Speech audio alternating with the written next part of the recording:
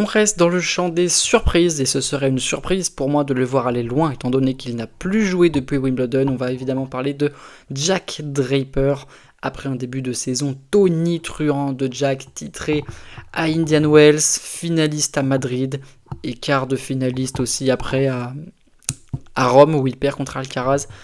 Voilà, ça s'est un peu tassé ensuite, défaite contre Bublik à Roland-Garros, il perd ensuite évidemment à Wimbledon contre Marin Cilic, une défaite au deuxième tour qui n'était pas anticipée, sincèrement, je l'avais vraiment pas vu venir celle-ci, et depuis il n'a pas joué. Donc voilà, impossible de connaître l'état de forme de Jack Draper, c'est le flou, il a une demi-finale à défendre.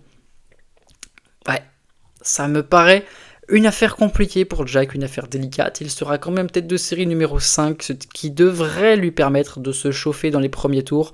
Mais on l'a vu à Wimbledon, lui non plus n'est pas à l'abri de se faire sortir par un petit couteau, même si Marin Cilic n'était pas n'importe qui.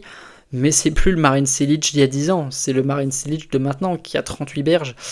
Et ouais, c'était une défaite un peu inquiétante à Wimbledon pour Jack. On verra comment il s'en sort à l'US Open. Ni je suis pas sûr qu'il puisse rééditer l'exploit de sa demi-finale de l'an passé.